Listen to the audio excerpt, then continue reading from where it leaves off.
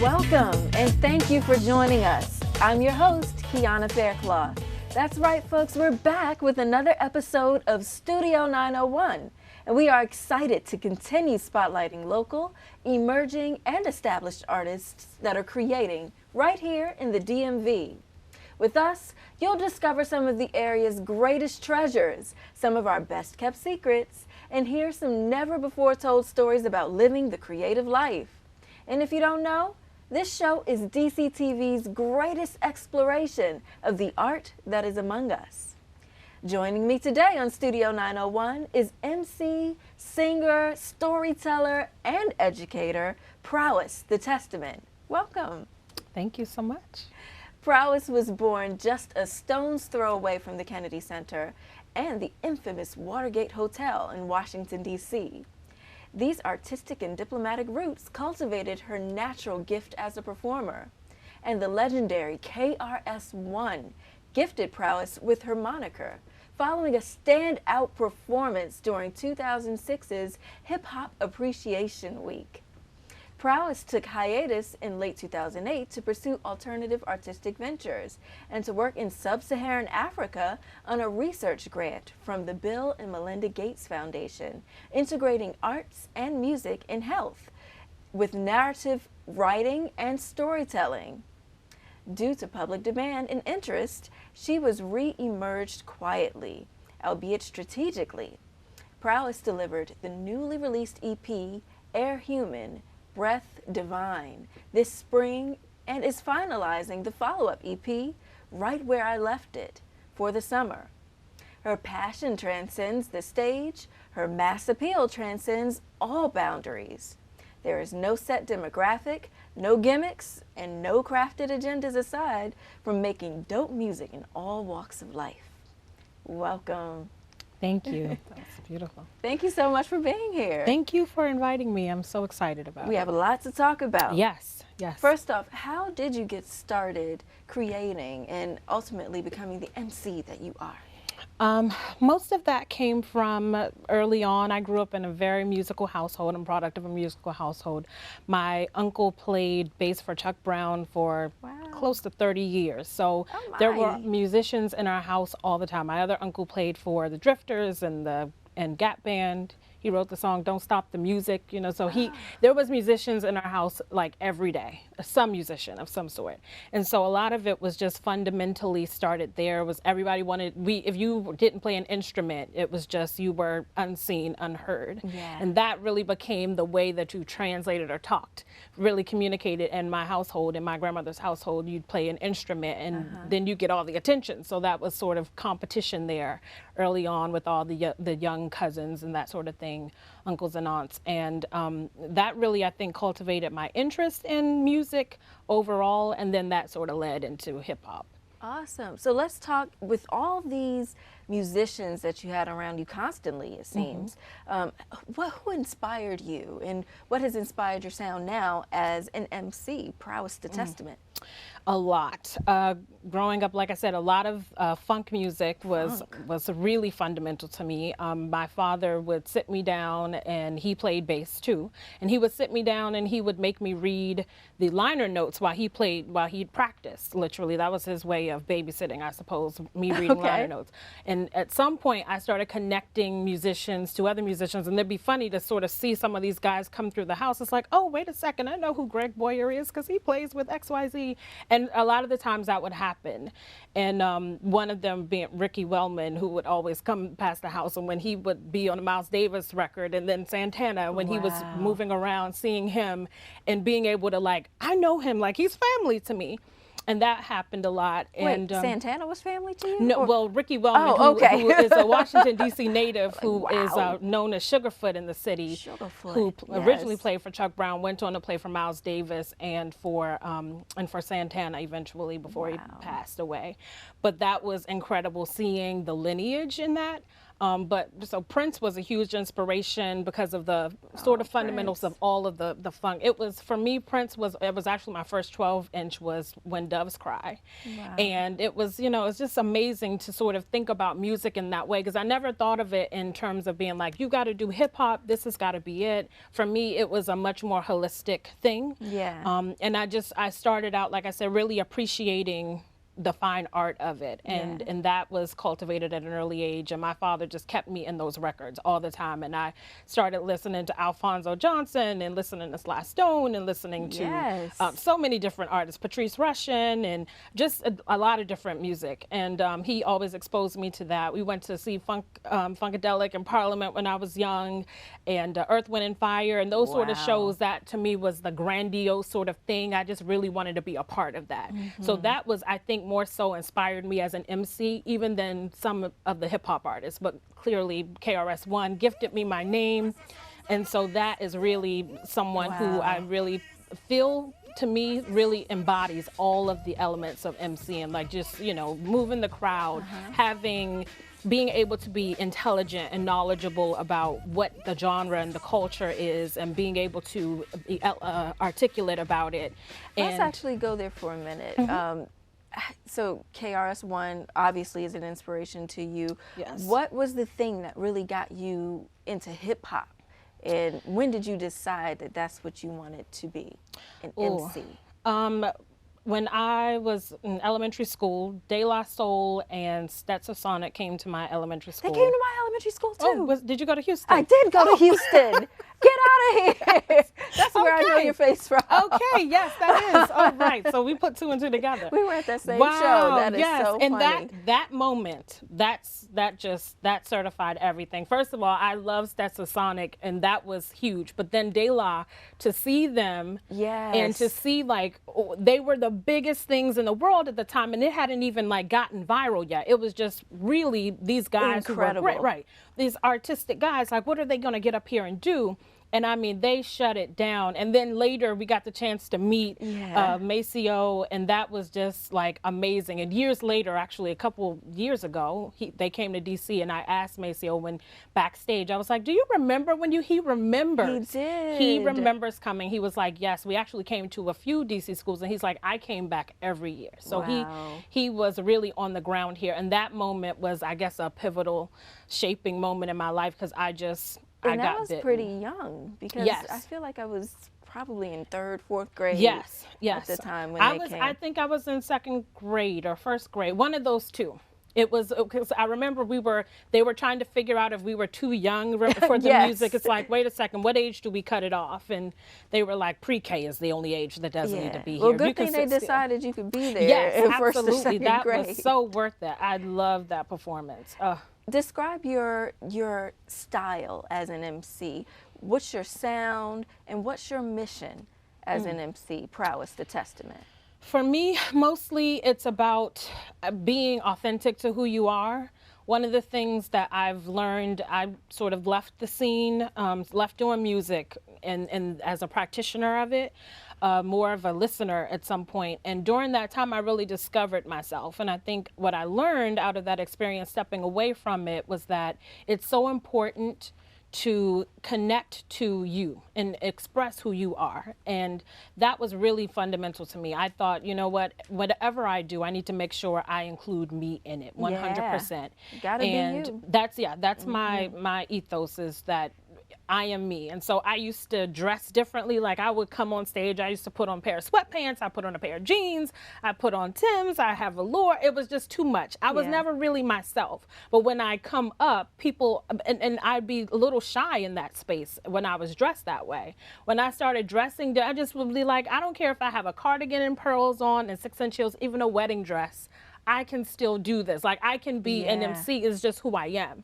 It's no longer a uniform. It's no longer an external thing separate from me. And so that really has been a guiding principle. And also just balancing, contrasting like the soft with the hard. I feel like part of what I really got into was spitting in a hard way and delivering my content in a hard way, and being able to do it with a raw, sort of a raw, gritty feel. But at the same time, I try to soften that by saying, maybe if I'm gonna do that, I'm gonna wear a flowing dress. Like nobody will ever suspect that to happen. Yeah. Or I wear a pencil skirt. I get up on stage and people are looking like, I don't know, what is she getting ready to do? And so that's an element of surprise a little bit for me. I like seeing people's reactions to that. That's awesome, because the package ultimately doesn't matter. It's what's coming out of your mouth, right? Absolutely. So with that in mind, rappers these days, especially, women in hip hop, have sort of a gimmicky sort of image a lot of times.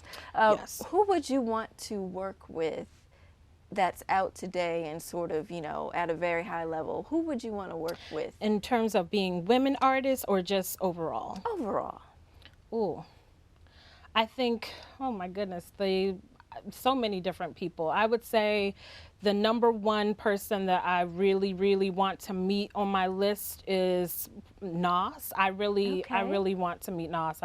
I recently got a chance to meet Large Professor, and amazing, because I was so nervous, and like he took my phone, put his number on my phone. I was just like, this is so amazing. I have Large Professor's phone number in my phone. I don't even know what to do with that. Awesome. Let's actually talk more about that. We got to go to break. Yes. But when we come back, I'll talk more with MC artist Prowess the Testament. Stay close. We'll be right back. This is Studio 901. Thank you, dear. Well, you're very supple. Just like I was at your age. Back then, I was a sex expert. Used to call me the buttered biscuit. I know about birth control, too. So you can ask me anything, baby. Bedsider.org has birth control information and a lot more. And it's... Have you had sex in this car yet? I love taking care of my mom. It wasn't easy at first. She learned how to better communicate her needs. And you learned how to not ignore yours. I discovered how to make healthier meals. And I discovered how much I enjoyed them. Becoming a caregiver is a learning experience for everyone. Find articles, tips, and tools from experts and others who have been in your place. The Caregiving Resource Center at aarp.org/caregiving. Welcome back to Studio 901. I'm sitting down and talking with MC Prowess the Testament. Yes, I love that name. Thank you. Love it. Now, you have a background in education. Talk to us a little bit about why you chose to give back educationally. Well, for me, it was, as we talked about a little earlier, just that profound experience being young in the classroom and having hands-on arts all the time. Arts integration was imperative in my elementary school. So I wanted to really ensure that arts integration happened in any environment I was in. I actually started out my career working in healthcare, and eventually just realized that corporate world wasn't for me. I sort of settled into nonprofits, but it was still like 70-hour work weeks. And I was unfulfilled. And so after a very long time, I got an opportunity to go to Africa. That really changed my perspective. Wow. Just going to West Africa was, it opened my eyes to a whole new opportunity. Tell us a little bit about that. How did that opportunity come about? Yes, well, the Bill and Melinda Gates Foundation was looking to do some arts integration in helping patients in Western Africa and different sub-Saharan African nations learn how to articulate their diseases. And there's so many people dying from chronic disease there. Things that we've cured long ago, like children dying from heart disease and diabetes, things that are preventable. And they wanted, Bill and Melinda Gates Foundation wanted the patients there to be able to sort of communicate and to earn trust with their physicians, much of whom were from the United States and from other countries.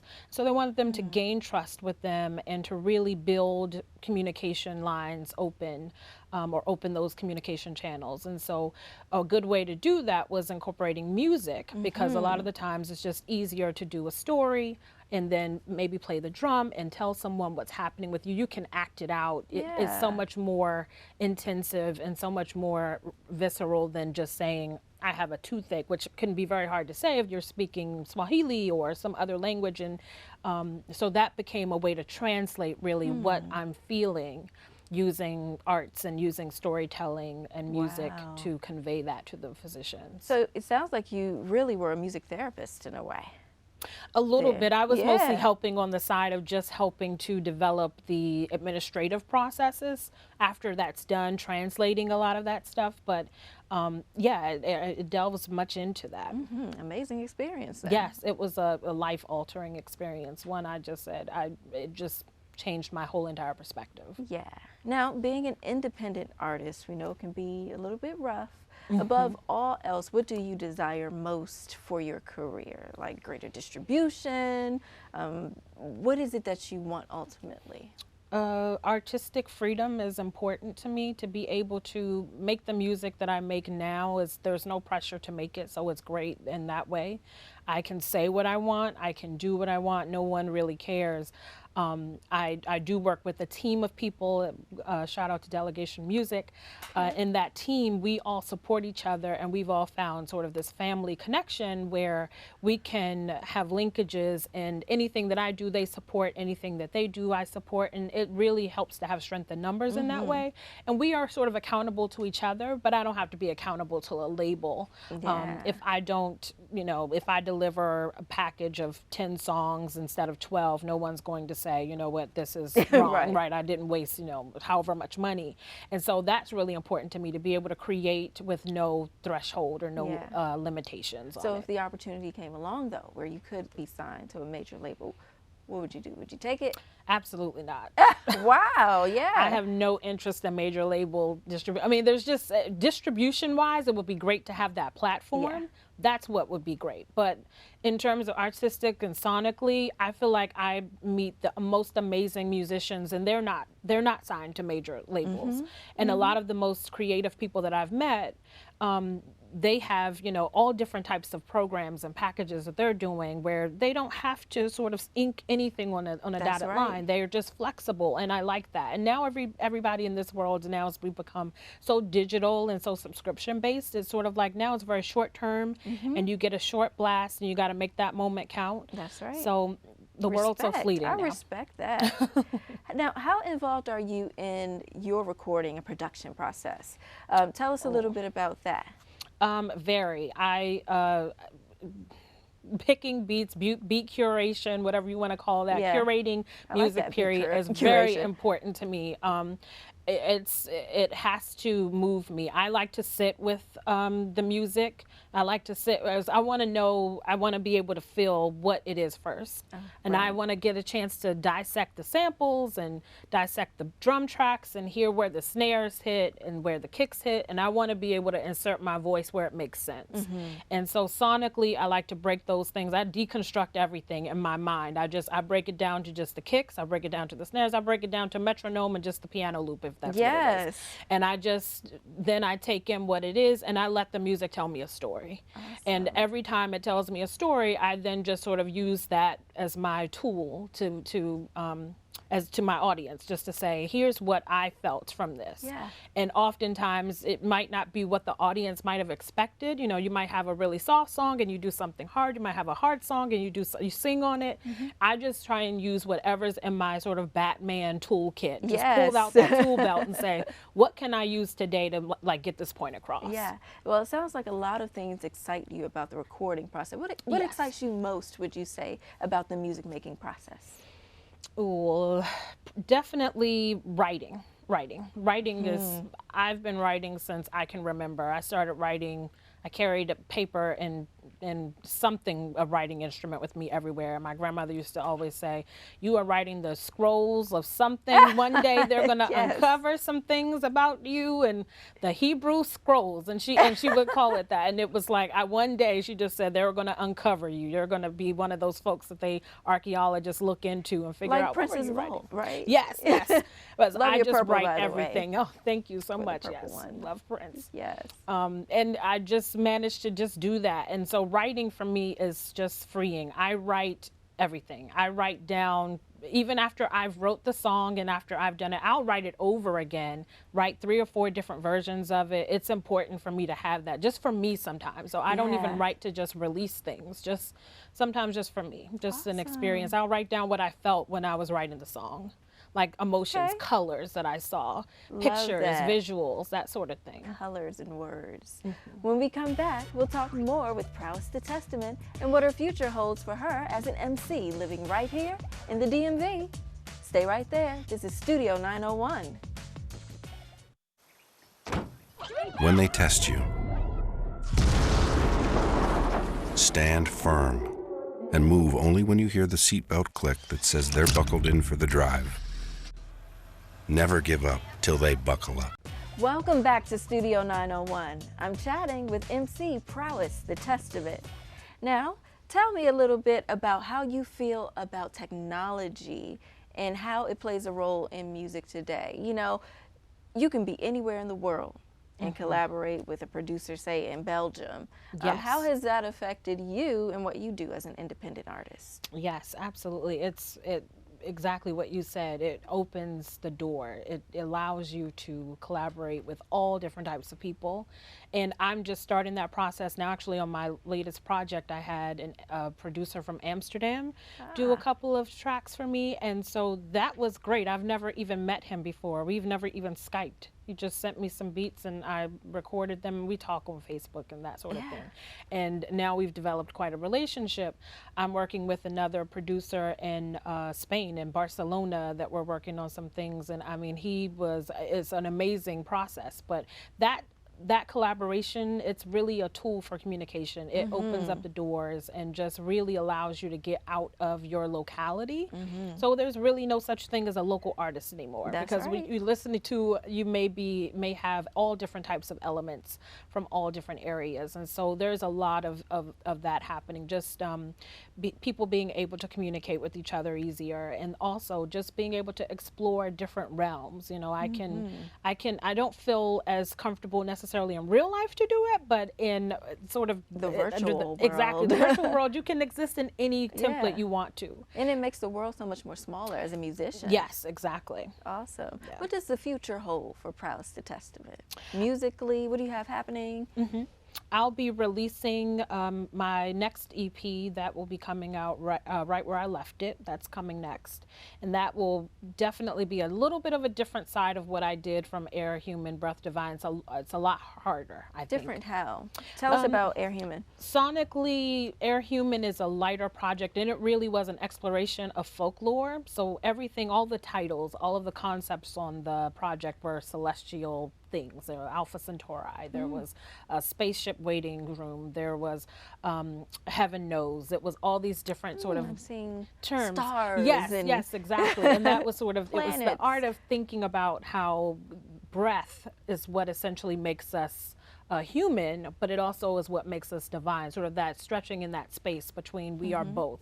And right where you left it is? and right where I left it is a continuation of that, but it Okay. will sonically differ in just, it's a little harder sonically. The beats are a little bit edgier, and the vocals are a little raw on the project. And also it's an exploration of sort of what I've been doing while I've been gone. So it's like right where I left it is like picking up something right off the table and like, this is right where I left it. And that's sort of how I reference me going away on hiatus, coming back, and everything really falling back into place. It may not be in the exact same way, but really when I think about it, the context hasn't changed much. Just it's the like people. a good friend, you know, like Yeah. that you haven't seen in a while. You can pick up Exactly. right where you left off if you're good friends, right? Yes, absolutely. It's just like that. So easy. You come back into it. And I had to navigate a little bit, but it's funny seeing my friends and seeing people that I knew years and years ago, and I'll see them out at something, and you know, everything just clicks back again, and you go, wow, I remember you. And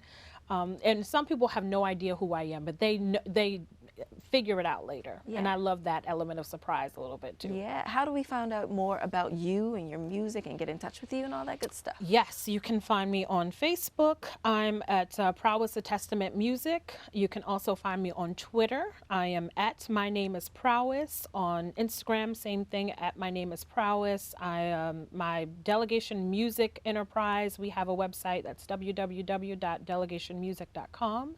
You can find a plethora of artists on They're all within the sort of this community that we've built of musicians and artists and photographers and fine artists, all different types of things. And also you can find me in real life. I'll be performing, doing some performing spots coming up really soon. I'm doing a nice little marathon performance where I'll be doing 3 or 4 performances in one day coming up in about in a little while. Okay. Well, we'll be right back with more Prowess the Testament. You're watching Studio 901, only on DCTV.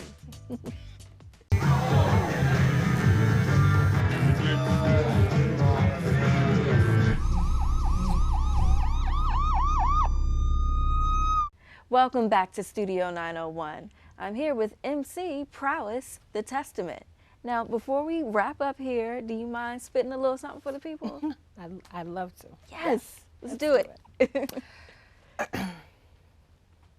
Sometimes I wonder what would happen if I had no breath left within to even rock my last show.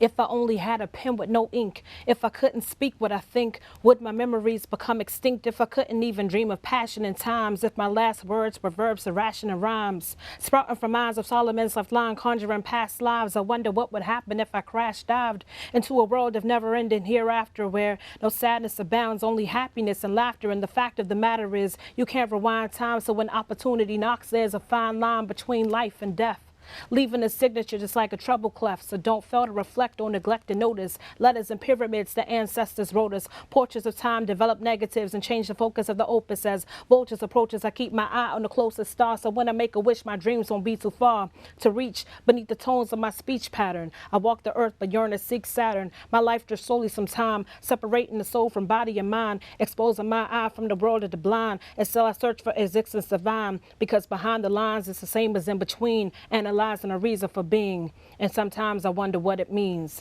because behind the lines it's the same as in between, analyzing a reason for being. I often wonder what it means.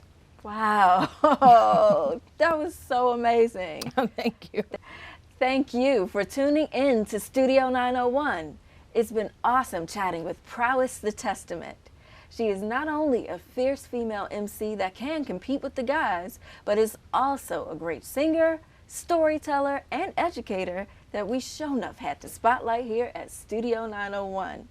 Because this talented sister is creating some amazing music that you need to know about. Remember, Studio 901 spotlights emerging artists from all over the DMV that are creating and performing right here in our own backyard.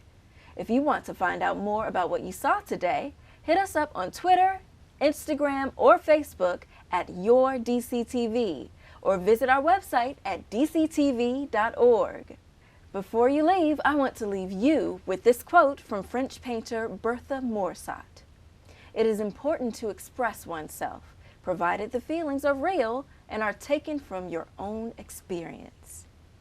Join us for another episode of Studio 901, where we just might spotlight you. I'm Kiana Faircloth. Until next time.